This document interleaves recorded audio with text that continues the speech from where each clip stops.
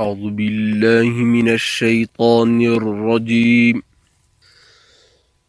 بسم الله الرحمن الرحيم.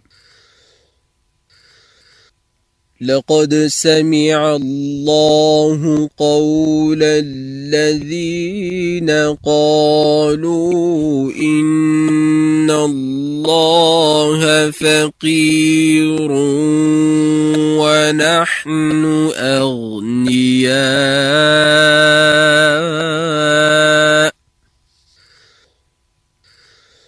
سنكتب ما قالوا وقتلهم الأنبياء بغير حق ونقول ذوقوا عذاب الحريق ذلك بما قدمت أيديكم وأن الله ليس بظلم عبيد.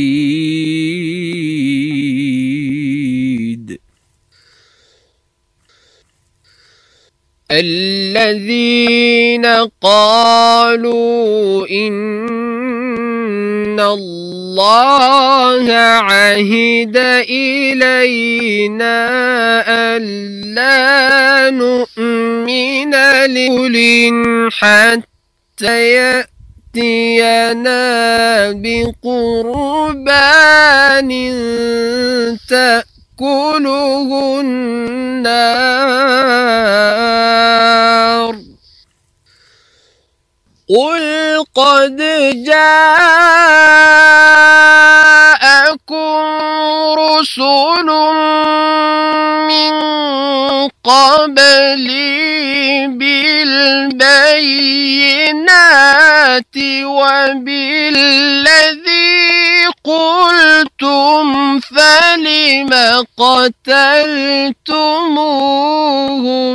إن كنتم صادقين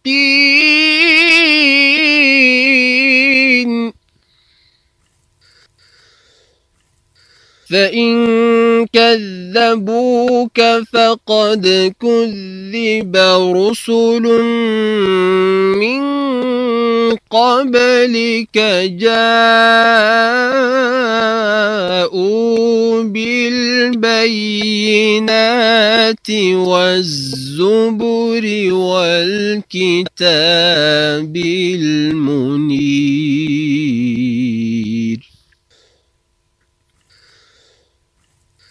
كل نفس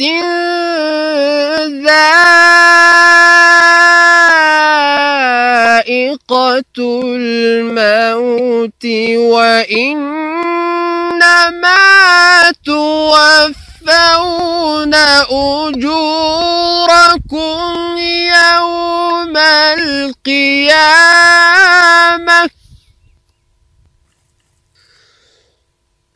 فمن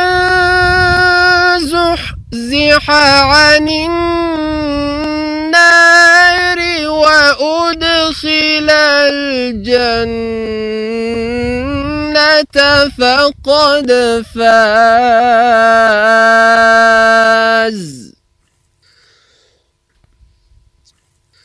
وما الحياة الدنيا إلا متاع الغرور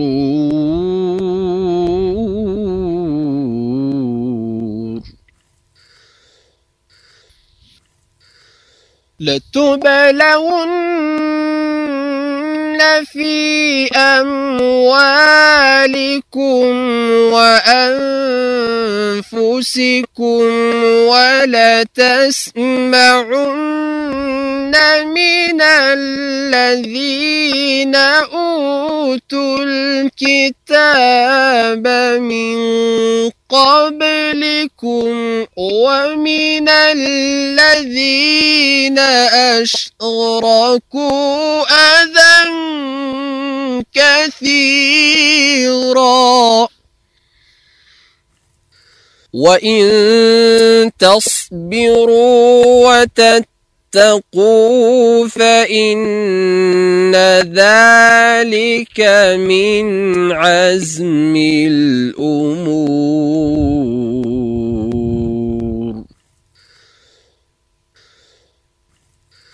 وإذ أخذ الله ميثاق الذين أوتوا الكتاب لتبيننه للناس ولا تكتمونه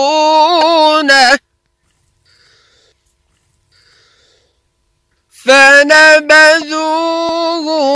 وراء ظهورهم واشتروا به ثمنا قليلا فبئس ما يشترون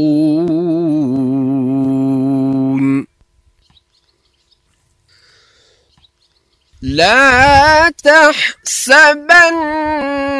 الذين يفرحون بما أتوا ويحبون أن يحمدوا بما لم يفعلوا فلا تحسبنهم بمفازة من العذاب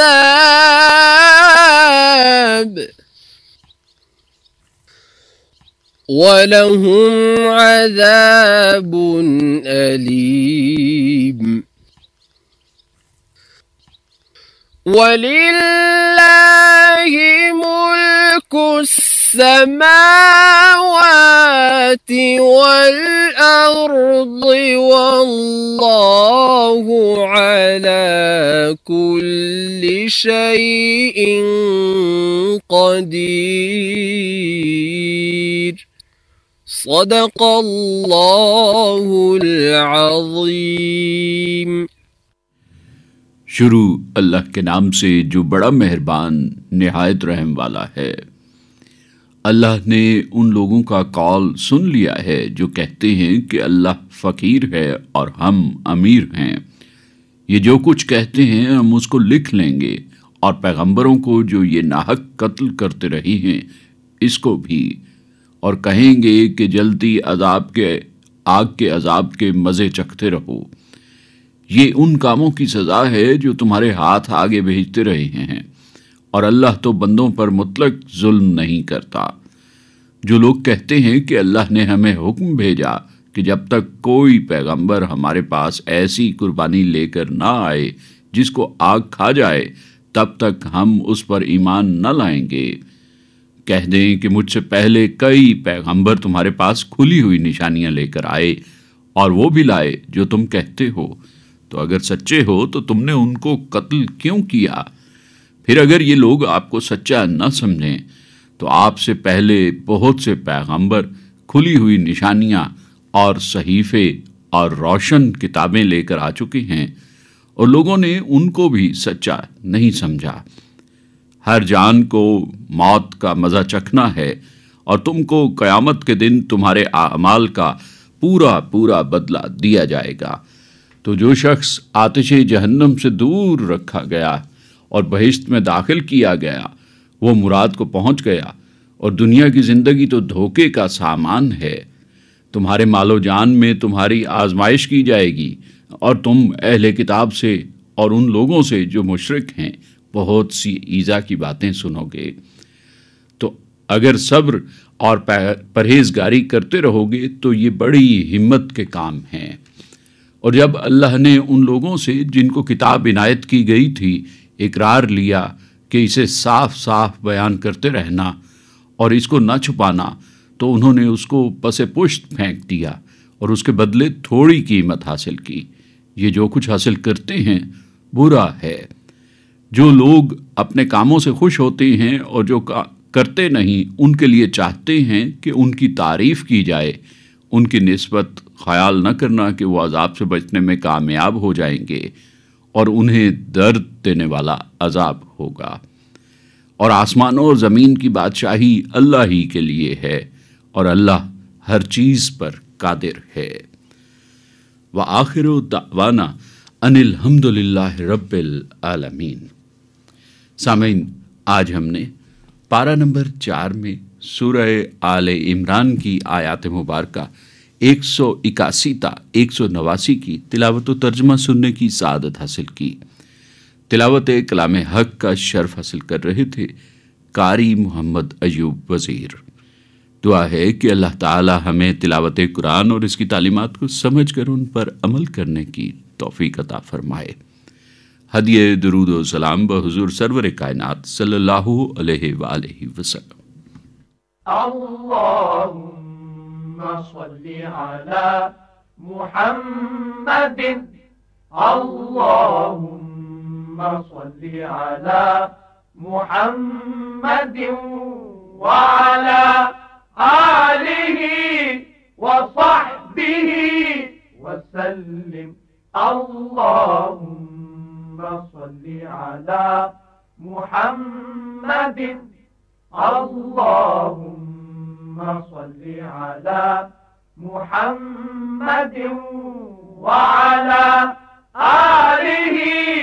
وصحبہ وسلم۔ ارشاد رب العزت ہوا، آپ فرما دیجئے کہ تم اللہ پکارو یا رحمان، جس نام سے پکارو اس کے سب نام اچھے ہیں، اور نماز نہ بلند آواز سے پڑھو اور نہ آہستہ، بلکہ اس کے بیچ کا طریقہ اختیار کرو۔ نہیں خلق ہی میں یہ غلغلہ، تیری شان جل جلالہ،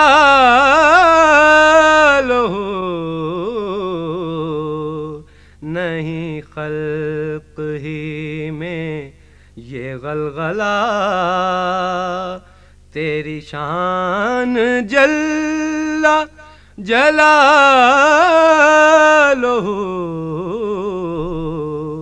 سرے عرش بھی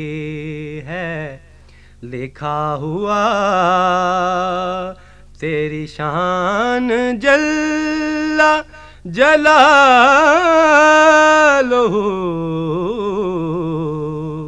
سرے عرش بھی ہے لکھا ہوا،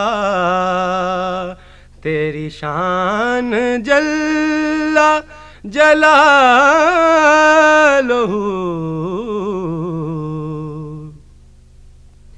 تیری ذات مالک کن فکان، تیری ذات خالق انس و جان، تیری ذات مالک کن فکان، تیری ذات خالق انس و جان، تیرے در پہ شاہ بھی ہیں گدا، تیرے در پہ شاہ بھی ہیں گدا، تیری شان جل جلالہ،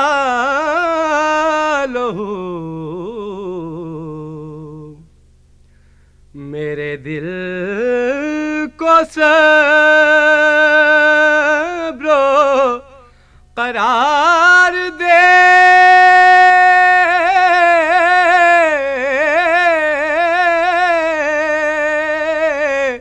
میرے دل کو صبر و قرار دے، میرے بگڑے کام سنوار دے، مجھے ہے تیرا ہی ایک آسرا، تیری شان جل جلالہ، مجھے ہے تیرا ہی ایک آسرا، تیری شان جل جلالہ،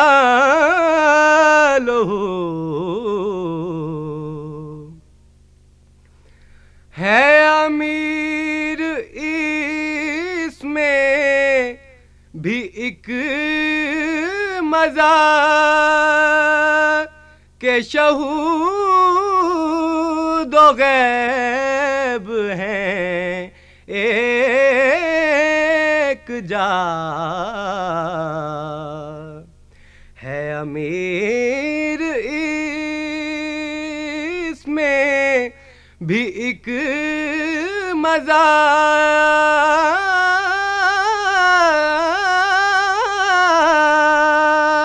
کہ شہود و غیب ہیں ایک جا، ہے عجیب جملہ ردیف کا، ہے عجیب جملہ ردیف کا، تیری شان جل جلالہ،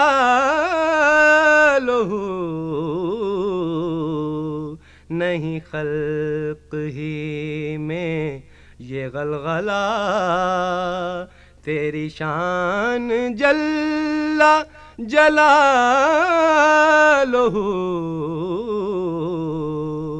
سر عرش بھی ہے لکھا ہوا،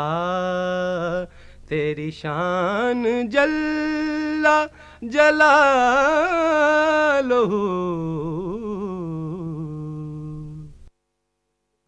حمد باری تعالی۔ سامعین ابھی ہم سننے کی سعادت حاصل کر رہے تھے، یہ کلام امیر مینائی کا تھا۔ گلہائے عقیدت پیش کرنے کی سعادت حاصل کر رہے تھے سید زبیب مسعود۔ درس حدیث، آئیے سامعین تقاریر کا سلسلہ سنتے ہیں، جس میں آج ہم علامہ عبدالحق مجاہد کی گفتگو سن رہے ہیں۔ الحمد للہ وکفا والصلاة والسلام علی سید الرسل وخاتم الانبیاء، عن ابی ہریرہ رضی اللہ تعالی عنہ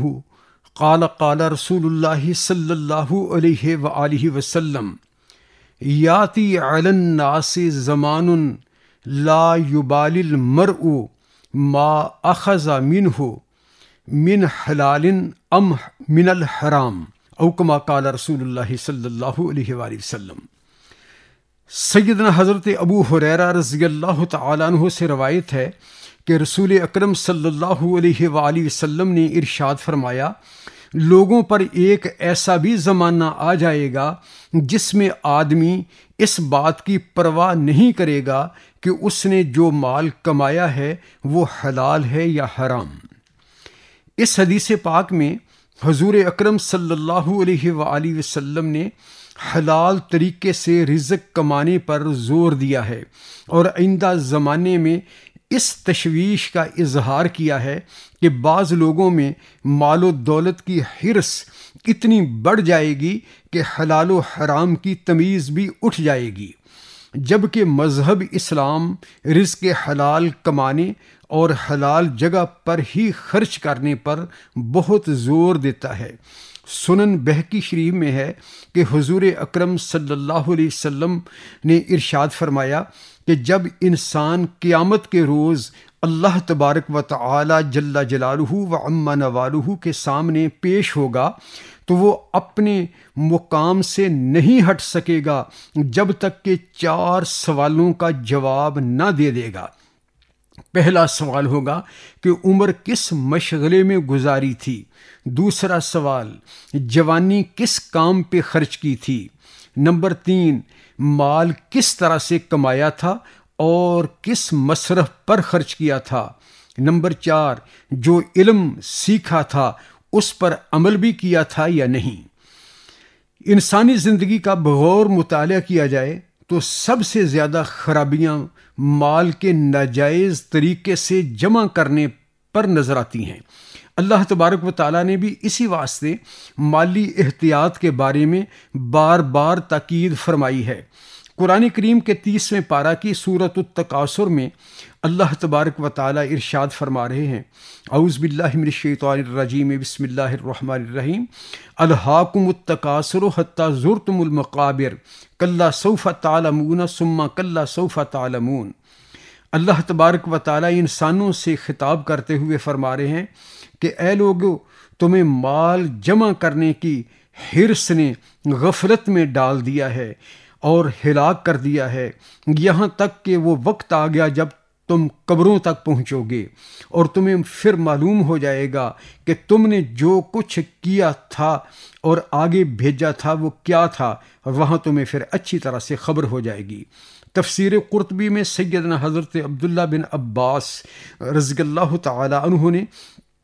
اس آیت کی تفسیر میں فرمایا کہ اس سے مراد ہے ناجائز طریقوں سے مال حاصل کیا جائے اور مال کے حصول میں نہ حلال کی تمیز کی جائے نہ حرام کی۔ اسی طرح سے 30ویں پارے کی سورۃ الحمزہ میں پروردگار عالم جل جلالہ ارشاد فرما رہے ہیں، وَيْلٌ لِّكُلِّ ہُمَزَةٍ لُّمَزَةٍ الَّذِي جَمَعَ مَالًا وَعَدَّدَ وَيَحْسَبُ أَنَّ مَالَهُ أَخْلَدَ كَلَّا لَيُنبَذَنَّ فِي الْحُطَمَةِ۔ ان آیات مقدسہ میں اللہ تبارک و تعالیٰ فرماتے ہیں کہ بہت ہی بڑی خرابی ہے ان لوگوں کے لیے جو دوسروں کو تانے دیتے ہیں اور دوسروں کے عیب چنتے ہیں اور مال کو جمع کر کے گن گن کر رکھتے ہیں، اور مال جو جمع کیا ہوتا ہے خیال کرتے ہیں کہ یہ ہمیشہ ہمیشہ ہی ہمارے پاس رہے گا، اور ان کو یاد نہیں رہتا کہ ان قریب یہی مال ان کو جہنم میں لے جائے گا اور اس کا سبب ہوگا مال کا حرام طریقے سے کمانا اور حرام جگہ پر خرچ کرنا۔ یہاں پر بھی اسی پر زور دیا گیا ہے کہ ہمیشہ انسانوں کو مال حلال طریقے سے کمانا چاہیے، اور سورۃ العادیات میں اللہ تبارک و تعالیٰ نے اسی کمزوری کا ذکر کرتے ہوئے فرمایا، وَإِنَّهُ لِحُبِّ الْخَيْرِ لَشَدِيدٌ، بے شک انسان مال کی محبت میں بہت ہی آگے بڑھ گیا ہے، اسے یاد نہیں وہ دن کہ جب سب قبروں سے اٹھائے جائیں گے لوگ اور اسے اللہ تبارک و تعالیٰ کے سامنے پیش ہونا ہے۔ قرآن پاک اور احادیث رسول اللہ صلی اللہ علیہ وسلم پڑھنے کے بعد معلوم ہوتا ہے کہ اللہ تبارک و تعالیٰ نے رزق کو ہر اعتبار سے حلال طریقے سے کمانے پر زور دیا ہے۔ ناجائز طریقوں سے جو مال کمایا جاتا ہے یہ حقوق العباد کا مسئلہ ہے۔ ایک بہت بڑے عالم دین فرمایا کرتے تھے کہ میں اپنے ذمے اللہ تبارک و تعالیٰ کے 1000 حقوق لے کر چلا جاؤں تو مجھے آسان محسوس ہوتا ہے، کم محسوس ہوتا ہے اس سے کہ میں کسی بندے کا ایک حق لے کر دنیا سے چلا جاؤں، اس لیے کہ اللہ تبارک و تعالیٰ بہت بڑی ذات ہے، بڑے حوصلے والے ہیں، بڑے رحمت والے ہیں، بڑے بردبار ہیں۔ میں امید رکھتا ہوں کہ ہو سکتا ہے کہ وہ مجھے اپنے حقوق معاف فرما دیں، لیکن بندہ تو ایک کمزور ہے، قیامت کے روز وہ کبھی بھی اپنا حق معاف نہیں کرے گا۔ ان تمام فرمودات کا خلاصہ یہ ہے کہ ہر طبقہ انسانی کو اپنی زندگی پر غور و فکر کرنا چاہیے۔ تاجروں کو چاہیے کہ وہ دیکھیں کہ کہیں اپنے مال میں ملاوٹ تو نہیں کر رہے۔ نبی رحمت صلی اللہ علیہ وسلم نے فرمایا، من غش فلیس منا، جو ملاوٹ کرتا ہے اس کا تعلق امت مسلمہ سے ہے ہی نہیں۔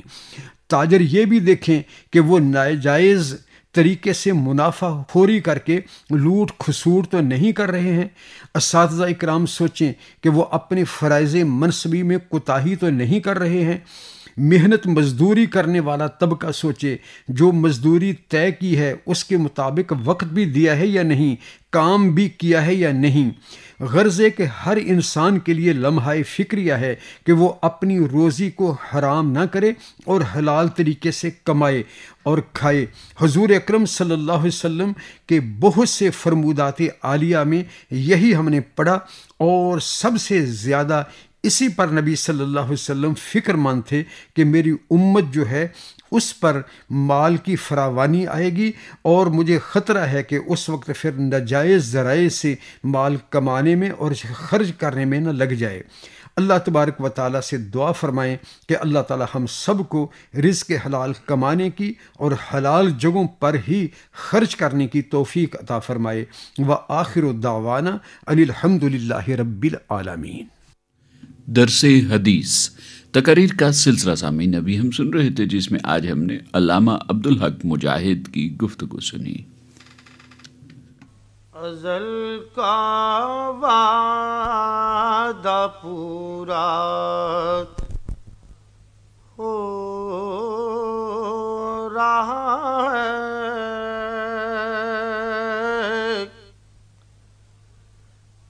ازل کا وعدہ پورا ہو رہا ہے،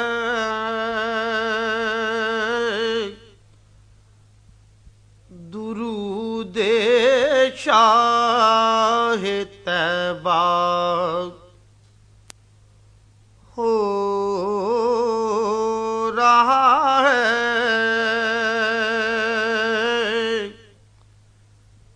درود شاہ طیبہ ہو رہا ہے، سلامی کو ملائک آ رہے ہیں،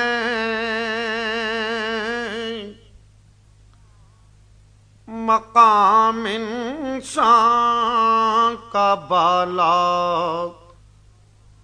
ہو رہا ہے، مقام انسان کا بالا ہو رہا ہے،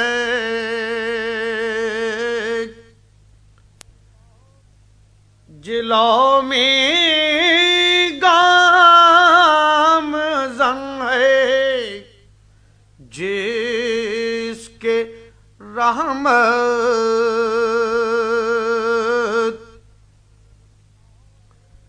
جلو میں گام زن ہے جس کے رحمت، وہ سلطان جلوہ فرما ہو رہا ہے، وہ سلطان جلوہ فرما ہو رہا ہے، فضا تسکین جاں کی ہے پیامی،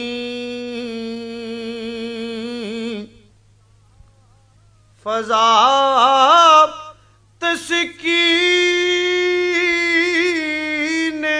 جاں کی ہے پیامی،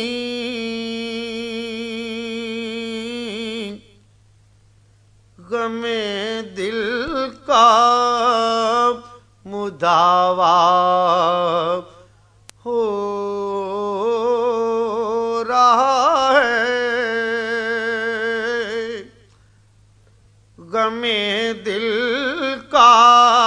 مداوا ہو رہا ہے،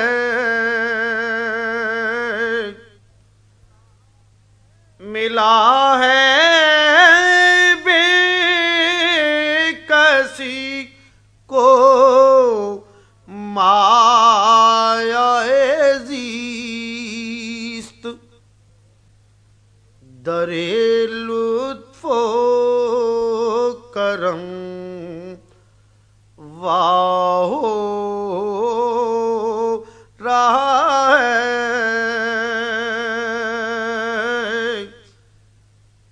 یتیمی کے چراغے ذو فشاں سے زمانے میں اجالا ہو رہا ہے، ازل کا وعدہ پورا ہو رہا ہے۔ ہدیہ نعت بحضور سرور کائنات صلی اللہ علیہ وآلہ وسلم پیش کرنے کی سعادت حاصل کر رہے تھے سید الطاف الرحمن پاشا۔ اور سامعین، یہ نعتیہ کلام محمد افضل فقیر کا تھا۔ روشنی، آئیے سامعین اعلیٰ اخلاقی قدروں پر مبنی سلسلہ سنتے ہیں، جس میں آج ہم مولانا محمد رمضان علوی کی گفتگو سن رہے ہیں۔ بسم اللہ الرحمن الرحیم، الحمد للہ رب العالمین، والصلاة والسلام علی خاتم الانبیاء والمرسلین وعلی آلہ وصحبہ اجمعین وعلی کل من تبعہم بإحسان الی یوم الدین۔ اسلامی قانون کی کتاب پڑھ کر ایک آدمی نے حضرت شبلی سے کہا کہ میں نے پڑھا ہے 200 درہم پر جب سال گزر جائے تو 5 درہم زکوٰۃ ادا کرنا ضروری ہوتا ہے، اگر 20 دینار ہوں تو سال پورا ہونے پر آدھا دینار زکوٰۃ دینا ہوتی ہے، آپ کیا فرماتے ہیں؟ حضرت شبلی نے فرمایا کہ یہ اسلامی قانون تو یہی ہے، اب تمہاری مرضی کے قانون کے اس ضروری تقاضے پر چلتے ہو یا اس سے آگے بھی کچھ فیاضی کا معاملہ کرتے ہو۔ حضرت شبلی نے فرمایا کہ میں تو کہتا ہوں کہ اتنا مال سال بھر آدمی کے پاس کیوں رہے۔ ساتھ ہی شبلی نے فرمایا کہ میرا مسلک، میرا ذوق تو یہ ہے۔ اس آدمی نے حضرت شبلی سے کہا کہ اس مسلک میں آپ کے امام کون ہیں؟ شبلی فرمانے لگے، اس مسلک میں میرے امام خاتم المرسلین رحمۃ اللہ علیہ حضرت محمد رسول اللہ صلی اللہ علیہ وسلم کے خلیفہ و جانشین سیدنا حضرت ابوبکر صدیق رضی اللہ تعالیٰ عنہ ہے۔ غزوہ تبوک میں جب رسول اللہ صلی اللہ علیہ وسلم نے صحابہ کرام علیہم الرضوان سے انفاق کی، اللہ سبحانہ و تعالیٰ کے راستے میں جہاد کے لیے مال خرچ کرنے کی ترغیب دی، تو صحابہ کرام علیہم الرضوان نے بڑی فیاضی سے دل کھول کر اتنا مال دیا کہ رسول اللہ صلی اللہ علیہ وسلم کا چہرہ مبارک خوشی سے دمک اٹھا۔ سیدنا حضرت عمر فاروق اعظم رضی اللہ تعالیٰ عنہ نے، جن کے پاس اس وقت بہت سا مال تھا، اپنے سارے مال و اسباب کا آدھا حصہ لا کر رسول اللہ صلی اللہ علیہ وسلم کی خدمت اقدس میں پیش کر دیا۔ سیدنا حضرت عثمان غنی رضی اللہ تعالیٰ عنہ نے ڈھیر ساری نقد رقم، سواریاں اور دیگر مال کے علاوہ عرض کیا کہ 1/3 فوج کے سارے اخراجات، جس میں خوراک، سفر خرچ، مدینہ منورہ سے تبوک آمد و رفت، وہاں جہاد کے دوران کے اخراجات، سواریاں، اسلحہ، ساری ضروریات میری طرف سے حاضر ہیں۔ رسول اللہ صلی اللہ علیہ وسلم نے اس موقع پر سیدنا حضرت عثمان غنی رضی اللہ تعالیٰ عنہ کو خراج تحسین پیش کیا اور بہت سراہا۔ اس موقع پر سیدنا حضرت ابوبکر صدیق رضی اللہ تعالیٰ عنہ اپنا مال و اسباب اور رقم لے کر خدمت نبوی میں حاضر ہوئے اور عرض کیا، حضور، میرے ماں باپ آپ پر قربان ہوں، یہ اس وقت میرا کل اثاثہ ہے جو حاضر ہے۔ رسول اللہ صلی اللہ علیہ وسلم نے فرمایا، ابوبکر، تم کل اثاثہ لے کر آ گئے، گھر والوں کے لیے، اپنے اہل و عیال کے لیے کیا رکھا؟ حضرت ابوبکر رضی اللہ تعالیٰ عنہ نے ایمان و یقین اور اعتماد کے ساتھ عرض کیا کہ حضور، گھر والوں کے لیے اللہ رب العالمین کافی ہیں اور اللہ تعالیٰ کے رسول کی اتباع و محبت۔ حضرت شبلی نے پرجوش لہجے میں اس آدمی کو جواب دیا کہ یہ ہیں میرے مسلک کے امام۔ کیا ہی خوب فرمایا ہے سیدنا حضرت علی المرتضیٰ رضی اللہ تعالی عنہ نے کہ فما وجبت علی زکوٰۃ مال وہل یجب الزکوٰۃ علی الجواد، مجھ پر مال کی زکوٰۃ واجب ہی نہیں ہوتی، بھلا سخی اور فیاض پر کہیں زکوٰۃ واجب ہوتی ہے؟ سخی اور فیاض لوگ مال بچا کر رکھتے ہی نہیں، اللہ کی راہ میں خوب خرچ کرتے ہیں، اس کی مخلوق کی مدد کرتے رہتے ہیں، مال جمع ہوتا ہی نہیں۔ اسلام نے انفاق کے مال کو اللہ کی راہ میں خرچ کرنے کے 2 درجے رکھے ہیں، ایک درجہ قانونی ہے، دوسرا درجہ اخلاقی ہے۔ قانونی انفاق میں زکوٰۃ و عشر، فطرانہ، قربانی اور ایسے دیگر تمام ضروری مالی احکام۔ اخلاقی انفاق میں انسان کو اس کی مرضی اور خوشی پر چھوڑ دیا، جب اور جتنا ہو سکے جتنا چاہے اپنے ذوق و شوق سے اور مرضی سے اللہ کی راہ میں مال خرچ کرے۔ صحابہ کرام علیہم الرضوان میں اخلاقی انفاق پر عمل کے مختلف مظاہر تھے۔ ان میں وہ بھی تھے جو اسلام کی ترغیب پر کل کے لیے بچا کر نہیں رکھتے تھے،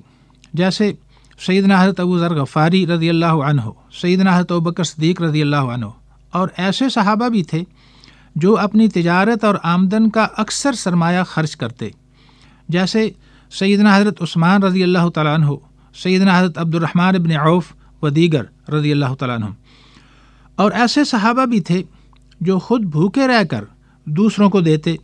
جیسے سیدنا حضرت علی المرتضیٰ رضی اللہ تعالیٰ عنہ، سیدنا ابو درداء رضی اللہ تعالیٰ عنہ، سیدنا حضرت ابو ہریرہ رضی اللہ تعالیٰ عنہ، سیدنا حضرت عمران بن حسین رضی اللہ تعالیٰ عنہ، سیدنا حضرت ابو امامہ رضی اللہ تعالیٰ عنہ، سیدنا حضرت عبداللہ بن عمر رضی اللہ تعالیٰ عنہ، اور سیدنا حضرت جابر بن عبداللہ رضی اللہ تعالیٰ عنہ مجمعین۔ اللہ تعالیٰ ہمیں اپنی رضا کے لیے اس کی مخلوق پر خوب خرچ کرنے کی توفیق عطا فرمائے، آمین یا رب العالمین۔ روشنی اعلیٰ اخلاقی قدروں پر مبنی سلسلہ سامعین ابھی ہم سن رہے تھے، جس میں آج ہم نے مولانا محمد رمضان علوی کی گفتگو سنی۔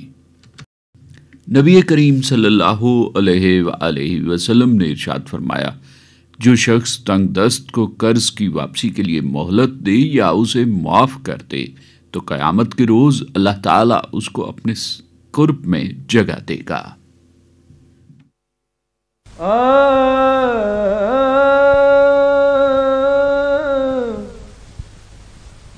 بزم کون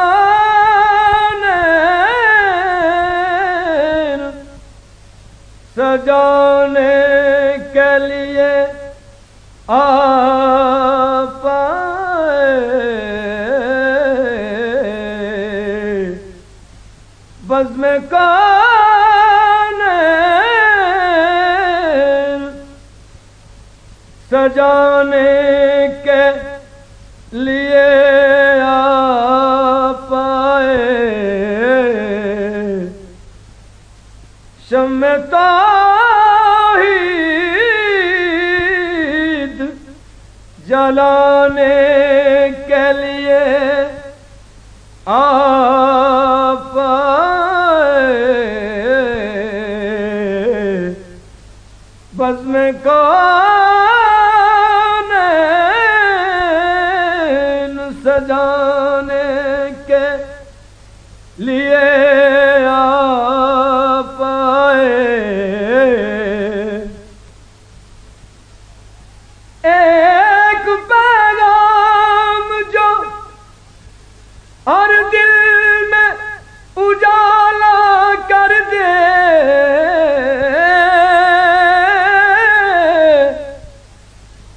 ایک پیغام جو ہر دل میں اجالا کر دے،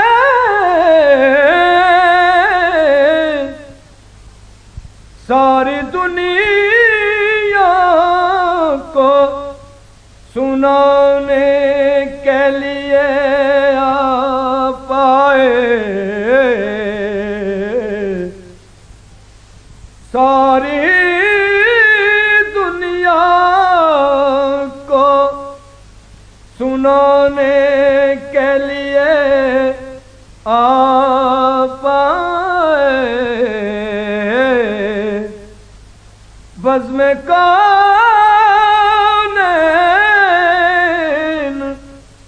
سجانے کے لیے آپ آئے، ایک مدت سے بھٹکتے ہوئے انسانوں کو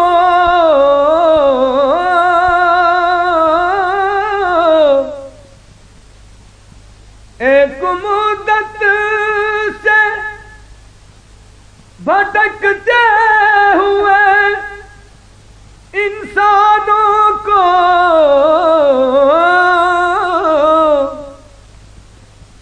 ایک مرکز پہ بلانے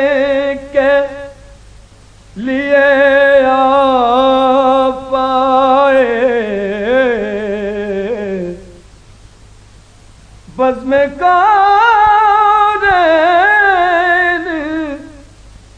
سجانے کے لیے آپ آئے،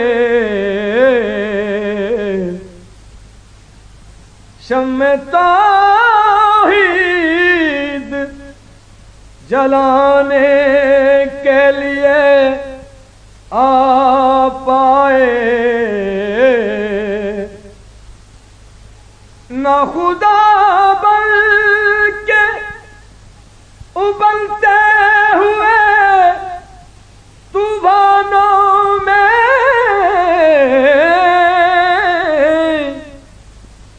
کشتیاں پار لگانے کے لیے آپ آئے، بزم کائنات سجانے کے لیے آپ آئے۔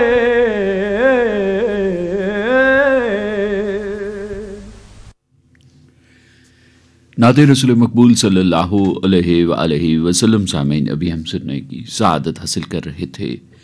گلہائے عقیدت پیش کر رہے تھے محمود احمد قادری، اور یہ نعتیہ کلام ساغر صدیقی کا تھا۔ آپ نے پوچھا ہے، آئیے سلسلہ سنتے ہیں جس میں آپ کے دینی اور سماجی مسائل کے حوالے سے پوچھے گئے سوالات کے جوابات قرآن و سنت کی روشنی میں دے رہی ہیں ڈاکٹر حبیب الرحمان عاصم۔ بسم اللہ الرحمن الرحیم۔ آج کا ہمارا یہ پروگرام، اس میں خط جو لکھا ہے یہ ضلع قمبر علی خان گوٹھ مراد خان سے غوث بخش کھوسو صاحب نے یہ خط لکھا ہے۔ آپ یہ فرماتے ہیں کہ ایک عورت کی پہلے شادی ہوئی، کچھ عرصے کے بعد اس کے خاوند کا انتقال ہو گیا، اور پھر کچھ عرصے کے بعد وہ عورت کسی اور مرد سے شادی کر لیتی ہے۔ اب یہ بتائیے کہ قیامت کے روز اس عورت کے لیے کیا احکامات ہیں؟ غوث بخش کھوسو صاحب، سب سے پہلی بات تو یہ ہے کہ قیامت کے بعد کسی کے ساتھ کیا سلوک ہونے والا ہے، اس کے حوالے سے ہمیں صرف یہ سوچنا چاہیے کہ وہ دنیا کی حالت میں صاحب ایمان تھا کہ نہیں تھا، اور اللہ اور اس کے رسول صلی اللہ علیہ وسلم کی بات ماننے والا، اللہ کی عبادت اور رسول اللہ کی اطاعت کرنے والا تھا کہ نہیں تھا، کیونکہ جنت کا حقدار بننا یہ سب سے زیادہ اہم ہے۔ اگر کوئی شخص اپنے ایمان کی، اپنے اعمال کی، اپنے اخلاق کی حفاظت نہیں کر پایا، پھر تو وہ جنت ہی میں جانا اس کے لیے مشکل ہو جائے گا، یعنی اللہ تعالیٰ کی جو رضا ہے اور اس کی رحمت ہے وہ اسی سے محروم ہو جائے گا۔ تو پھر اس کے بارے میں یہ سوال کرنا کہ اب اس کا کیا ہوگا، یقیناً اس سے زیادہ اہم یہ ہے کہ ہمیں دنیا میں ایمان اور اللہ کی عبادت اور اللہ تعالیٰ کے بتائے ہوئے جو طریقہ زندگی ہے، ہمارے اخلاق، ہمارے معاملات، ان کو بہتر کرنے کی کوشش کرنی چاہیے تاکہ ہم جنت کے حقدار بن جائیں۔ سب سے پہلا تو ہے اس جنت میں داخل ہونا۔ جو بھی اللہ تعالیٰ کے حکم سے، اللہ کی رحمت سے جنت کا حقدار بن گیا تو پھر وہاں پر کوئی مشکل اور کوئی پرابلم نہیں ہوگا۔ جو بھی اس کی خواہش ہوگی، اس خواہش کے مطابق وہاں پر اسے وہ ملے گا جس کی وہ تمنا کر رہا ہے۔ یقیناً بعض اوقات اس طرح کے سوال پیدا ہو جاتے ہیں کہ ایک مرد ہے اور اس کے ایک سے زیادہ شادیاں ہوئیں، چاہے اس کی پہلی عورت فوت ہو چکی تھی یا نہیں ہو چکی تھی، ایک سے زیادہ خواتین کے ساتھ شادی کرنے کا اللہ تعالیٰ کی طرف سے چونکہ اجازت نامہ ملا ہے، اور تاریخ اسلام میں، مسلمانوں کی تاریخ میں اصحاب رسول کی تاریخ میں، خود رسول اللہ صلی اللہ علیہ وسلم کی سیرت میں یہ سب مثالیں ملتی ہیں کہ بہت سارے اصحاب نے ایک سے زیادہ شادیاں کی۔ تو کسی کے ذہن میں یہ سوال آیا تو آپ صلی اللہ علیہ وسلم نے اس کی وضاحت یہ فرمائی کہ جب بھی جنت میں انہیں داخلہ مل جائے گا اور وہاں جو بھی خاتون ہے جو جنت میں داخل ہوئی تو اس سے باقاعدہ اس بات کی اجازت دی جائے گی کہ وہ جس کے ساتھ رہنا چاہے وہ اس کے ساتھ باقاعدہ زندگی گزارے گی۔ جو بھی جنت کی زندگی ہے اللہ تعالیٰ جس طرح اسے گزارنے کی اجازت دے گا۔ بہت سارے احکامات ایسے ہیں یا بہت سارے معاملات ایسے ہیں کہ جن کے بارے میں صحیح خبر وہاں پر پہنچنے کے بعد ہی ملے گی۔ دنیا میں جتنی بھی خبریں یا معلومات رسول اللہ صلی اللہ علیہ وسلم کی طرف سے مستند انداز میں ملی ہیں وہ زیادہ تر نعمتوں کی بات کرتے ہوئے ترغیب دلائی گئی ہے کہ اس جنت میں بے شمار نعمتیں ہیں، اللہ تعالیٰ کی رحمتیں بے انداز ہیں۔ ہمیں اس بات کی کوشش کرنی چاہیے کہ ان نعمتوں کے حقدار بن جائیں، اور ان نعمتوں کے حقدار بننے کے لیے صحیح ایمان اور اچھے اخلاق اور بہترین معاملات اور قرآن اور رسول اللہ صلی اللہ علیہ وسلم کے بتائے ہوئے طریقوں کے مطابق اپنی زندگی بسر کرنا ہے۔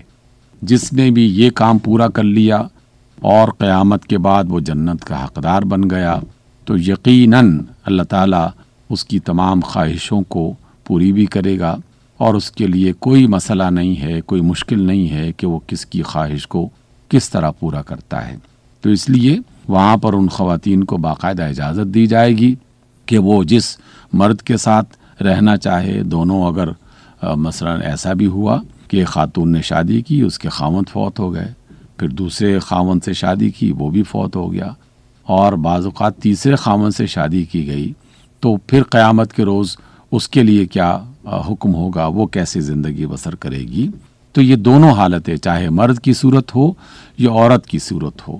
تو زیادہ ضروری اور زیادہ اہم بات یہ ہے کہ دنیا میں زندگی کس طرح گزاری جائے تاکہ جنت کے حقدار بن جائیں۔ جنت کے حقدار بن جائیں گے تو اللہ تعالیٰ یقیناً خواہشوں کا خیال بھی رکھے گا اور اہل جنت کی ضرورتوں کو پورا بھی کرے گا۔ تو وہاں اس بات کی اجازت مل جائے گی کہ کون کس کے ساتھ زندگی بسر کرنا چاہتا ہے۔ اسی طرح ایک اور خط ہمیں لکھا ہے حاجی محمد اسلم صاحب تلا گنگ سے، یہ لکھتے ہیں، انہوں نے ذکر کیا ہے کہ ہم بعض عربی کے کلمات جو اذان میں اور اقامت میں یا دیگر نماز میں ادا کرتے ہیں اس کو صحیح طور پر ادا نہیں کرتے۔ مثلا حی علی الفلاح، یہ علی کا جو لفظ ہے اس کو بعض لوگ صحیح طور پر ادا نہیں کرتے، اور ایسا لگتا ہے کہ جیسے حی علی الفلاح وہ کہتے ہیں، عین کی آواز صحیح ادا نہیں ہوتی۔ اس طرح اشہد ان محمد الرسول اللہ یہ کہنے کے بجائے اس میں بعض لوگ جو ہے نا محمد الرسول اللہ پڑھ لیتے ہیں، ان محمد الرسول اللہ۔ دیکھیے بات یہ ہے کہ عربی زبان میں ایک خصوصیت ہے، اور یہ خصوصیت کبھی آسانی کا ذریعہ بنتی ہے اور بعض لوگوں کے لیے مشکل کا ذریعہ بنتی ہے۔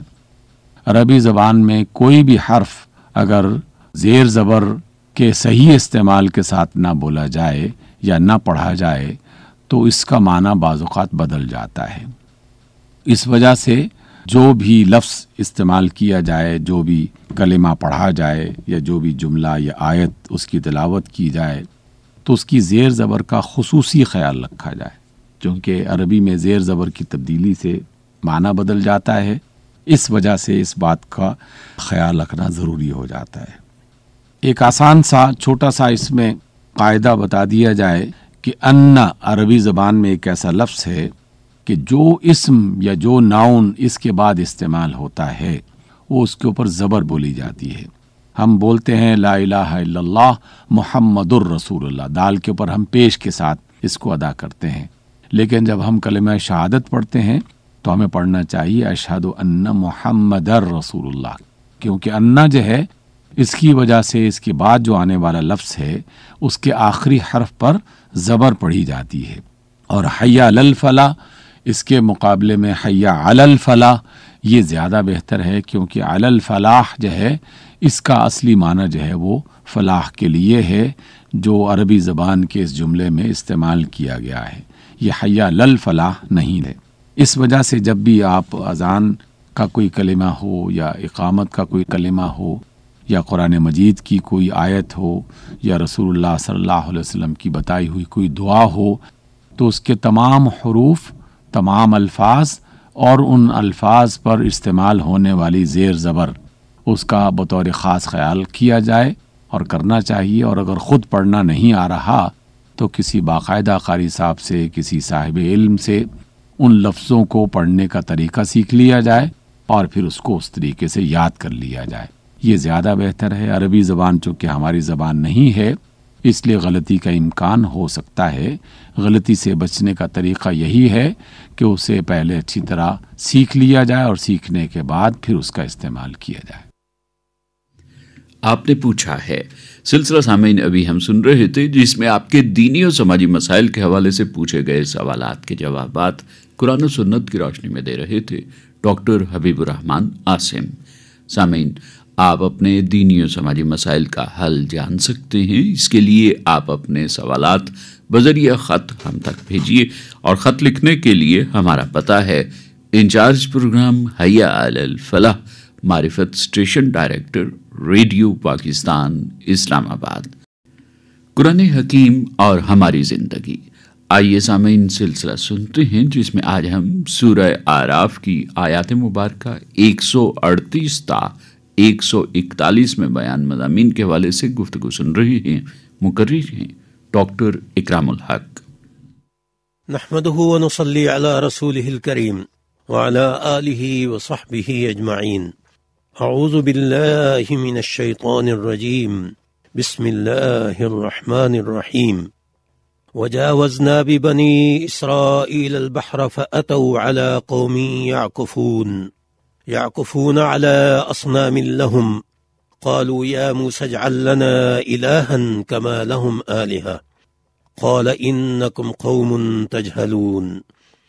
إن هؤلاء متبر ما هم فيه وباطل ما كانوا يعملون، قال أغير الله أبغيكم إلها وهو فضلكم على العالمين، وإذ أنجيناكم من آل فرعون يسومونكم سوء العذاب يقتلون أبناءكم ويستحيون نساءكم وفي ذلكم بلاء من ربكم عظيم۔ صدق اللہ العظیم۔ سامعین محترم، آپ نے سورہ اعراف کی آیات 138 تا 141 کی تلاوت سماعت فرمائی۔ اب ان کا ترجمہ سماعت فرمائیے۔ اور ہم نے بنی اسرائیل کو دریا کے پار اتارا تو وہ ایسے لوگوں کے پاس جا پہنچے جو اپنے بتوں پر جھکے رہتے تھے۔ بنی اسرائیل نے کہا، اے موسیٰ، ہمارے لیے بھی کوئی معبود بنا دیں جیسے ان لوگوں کے معبود ہیں۔ انہوں نے کہا، تم ایسے لوگ ہو کہ جاہلانہ کام کرتے ہو، یہ لوگ جس کام میں لگے ہوئے ہیں وہ برباد ہونے والا ہے، اور جو کام یہ کرتے رہے ہیں وہ سب بکھر جانے والا ہے۔ اور یہ بھی کہا کہ بھلا میں اللہ کے سوا تمہارے لیے کوئی اور معبود تلاش کروں، حالانکہ اس نے تم کو تمام اہل عالم پر فضیلت بخشی ہے۔ اور جب ہم نے تم کو قوم فرعون سے نجات بخشی تو وہ لوگ تمہیں بڑا دکھ دیتے تھے، تمہارے بیٹوں کو قتل کر ڈالتے تھے اور بیٹیوں کو زندہ رہنے دیتے تھے، اور اس میں تمہارے پروردگار کی طرف سے سخت آزمائش تھی۔ جاوزنا کا معنی ہے ہم نے پار اتارا، البحر دریا، یعکفون جھکے رہتے ہیں، اصنام بت، متبرن تباہ ہونے والا، ابغیکم میں تمہارے لیے تلاش کروں، انجینا ہم نے نجات دی، یسومونکم وہ تمہیں تکلیف دیتے تھے، بلا ان آزمائش۔ قوم فرعون کو سمندر میں ڈبونے سے پہلے ہی اللہ تعالیٰ نے بحیرہ قلزم کا پانی روک کر راستہ بنا دیا تھا اور بنی اسرائیل کو محفوظ طریقے سے اس سے گزار دیا تھا۔ اس کے بعد دوبارہ پانی کو چلنے کا حکم دیا تھا، جس میں فرعون اور اس کی قوم غرق ہوئے تھے۔ یہاں اسی کا ذکر کر کے بنی اسرائیل کی فکری پستی کے بارے میں بتایا کہ فرعون کے زیر دست رہتے ہوئے انہیں جو عادت پڑ گئی تھی کہ فرعون کو بھی سجدہ کرتے تھے اور بتوں پر جھکے رہتے تھے، اس غلامی سے آزاد ہو کر بھی انہیں اللہ تعالیٰ کی توحید ہضم نہ ہوئی، اور جزیرہ نما سینا میں پہنچ کر موسیٰ علیہ السلام جو انہیں توحید کی دعوت دیا کرتے تھے، انہی سے مطالبہ کر دیا کہ ہمیں کوئی نظر آنے والا معبود بنا دیں۔ تجربے کی بات ہے کہ غلامی ذہنوں کو معوف کر دیا کرتی ہے، اور غلام قومیں آزاد ہو کر بھی عرصے تک اس نیم مردگی کی کیفیت سے نکل نہیں پاتی، اور یہی چاہتی ہیں کہ کوئی تو غالب قوت ہو جو سوچنے اور انتظامات چلانے کی ذمہ دار ہو، وہی ہماری ضروریات پوری کرے۔ اس کے بدلے میں ہم ان کے در پر پڑے رہیں گے، ان کے جوتوں کی ٹھوکریں ہمارے لیے سرمایہ سعادت ہوں گی، اور ان کے دیے ہوئے ٹکڑے ہمارے لیے نعمت غیر مترقبہ ہوں گے، جنہیں ہم اپنا حق نہیں بلکہ ان کی عنایت سمجھ کر وصول کریں گے۔ حقیقی آزاد قومیں خود غور و فکر کرتی ہیں، اپنے لیے منصوبے بناتی ہیں اور محنت کرتی ہیں۔ وہ اپنی صلاحیتوں کا لوہا منوا کر بلند و بالا قوتوں کو بھی احساس دلا دیتی ہیں کہ وہ زندہ لوگ ہیں، اور ان پر حکومت کرنے کے لیے ان کی رائے کا احترام کرنا لازم ہوگا۔ اللہ تعالیٰ کے انبیاء نے انسانوں کو حقیقی آزادی کا پیغام دیا اور صرف اللہ تعالیٰ کا بندہ بننے کی دعوت دی۔ یہاں بھی موسیٰ علیہ السلام یہی دعوت دیا کرتے تھے۔ جب قوم نے آزاد ہونے کے بعد بھی غلامی والی بات کی تو موسیٰ علیہ السلام نے اس پر ناراضگی کا اظہار فرمایا اور ان کے اس مطالبے کو ایک جاہلانہ فعل قرار دیا، اور انہیں بتایا کہ جنہیں دیکھ کر تم لوگ فدا ہوئے چلے جا رہے ہو، ان کا یہ نظام عارضی ہے اور برباد ہو جانے والا ہے، اور جو کچھ یہ کرتے چلے آ رہے ہیں وہ بکھر جانے والا ہے۔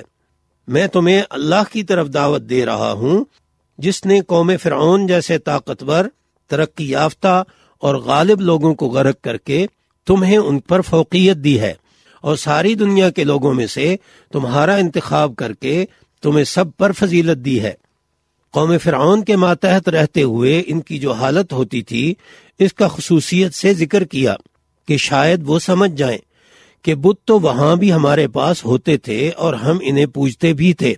مگر اس کے باوجود فرعون کے ظلم و ستم اور حیاسوز حرکتوں سے نجات پانے کا کوئی ذریعہ نہ بن سکا۔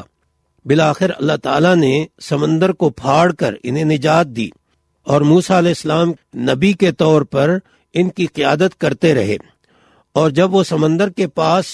پہنچ کر ڈرے ٹھٹرے کہہ رہے تھے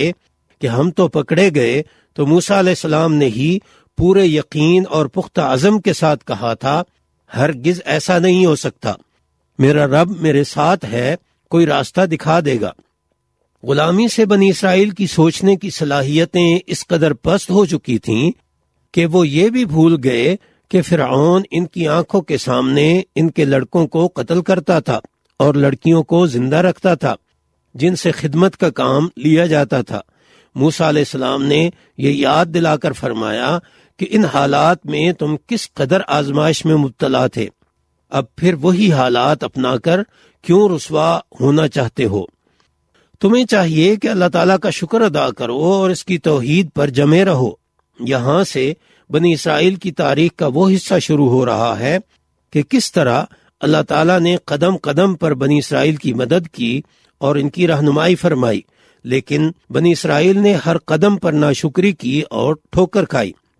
یہ محض بنی اسرائیل کے قصے نہیں بلکہ امت محمد صلی اللہ علیہ وسلم کے لیے بھی رہنمائی کا ایک درس ہے۔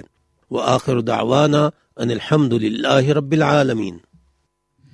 قرآن حکیم اور ہماری زندگی سلسلہ سامعین ابھی ہم سن رہے تھے، جس میں آج ہم نے سورہ اعراف کی آیات مبارکہ 138 تا 141 میں بیان مضامین کے حوالے سے ڈاکٹر اکرام الحق کی گفتگو سنی۔ دربار رسالت میں کچھ نظر وفا لے چل، دربار رسالت میں کچھ نظر वफा ले चल, आशिकों की नमी ले चल, दागों की ज़िया ले चल। दरबार रिसालत में कुछ नजरे वफा ले चल, दरबार रिसालत में कुछ नजरे वफा ले चल। एक रूह लताफत के दरबार में जाना है, एक रूह लताफत के दरबार में जाना है। फूलों की हंसी ले चल, तारों की ज़िया ले चल। दरबार रिसालत में कुछ नजरे वफा ले चल, दरबार रिसालत में कुछ नजरे वफा ले चल। अंजाम जुनू अपना जो कुछ हो दिले गुल्हाए अकीदत पर हुजूर सरवर कायनात सल्लल्लाहु अलैहि वसल्लम पेश करने की सआदत हासिल कर रहे थे आसिफ जावेद और हमनवा। ये नातिया कलाम सबा मिथरवी का था। सामीन, अता करने के तरीके मुख्तलिफ हो सकते हैं, लेकिन खालिक कायनात हमारी दुआएं कभी रद्द नहीं फरमाता। आइए बारगाह रब्बुल इज़्ज़त में इस ईमान के साथ और यकीन के साथ दुआ के लिए हाथ फैलाएं। अल्लाहुम्मा या वासिल अताया, या दाफिल बलाया, या काफिल मुहिम्मात, या मुजीबत दावात, हमारे गुनाहों को माफ़ फरमा, हमें कुशादगी के साथ इज़्ज़त की हलाल रोज़ी अता फरमा, हमें कनाअत की दौलत अता फरमा, हमें फजूल खर्ची से, कंजूसी से, हसद से, झूठ से, गीबत से, लोगों की दिल आज़ारी से और हराम कमाई से बचा। हमारे दिलों में एक दूसरे के लिए उख़ुवत व मोहब्बत का जज्बा पैदा फरमा और तौफ़ीक़ अता फरमा कि हम तेरे हबीब के इरशाद के मुताबिक अपने भाइयों के लिए भी वही पसंद करें जो अपने लिए पसंद करते हैं। हमें तौफ़ीक़ अता फरमा कि हम तेरे बंदों के हमदर्द व गमख्वार हों। हम अपने कारोबार में और दूसरे मामलात में कोई ऐसा काम न करें जिससे तेरे बंदों को कोई तकलीफ़ पहुँचे और उनकी परेशानियों में इजाफ़ा हो। इलाहुल आलमीन पूरी दुनिया के मुसलमानों को उन रास्तों पर चला जिन पर चलकर उन्हें दुनिया और आखिरत में सरबुलंदी हासिल हो। रब्बुल आलमीन हमारे दरमियान इत्तेफाक व इत्तेहाद पैदा फरमा और हमें हमारे खुले और छुपे दुश्मनों की शरारतों से महफूज रख। हमें उन रास्तों से बचा जो हिलाकत और बर्बादी की तरफ जाते हैं। मौलाए करीम पाकिस्तान पर अपनी रहमतों का साया कायम रख। पाकिस्तान को इस्लाम की और दुनिया के सारे मुसलमानों की हिफाजत का ज़रिया बना दे। इसे तमाम ज़मीनी और आसमानी आफतों और बलाओं से महफूज रख। या ज़ल जलाल वल इकराम, तेरे जाओ जलाल का वास्ता हमें भी कुरून उला के मुसलमानों की तरह दुनिया की क़ियादत इमामत का मनसब अता फरमा दे और हमें उस मनसब के हुकूक़ अदा करने की तौफ़ीक़ और सलाहियत से नवाज दे। आमीन बिरहमतिक या अरहमर राहिमीन। मुसल्लल्लाहु अला खैर खल्क़िही सय्यदना व मौलाना मुहम्मद व अला आलिही व अस्हाबिही व अतबाइही अजमईन।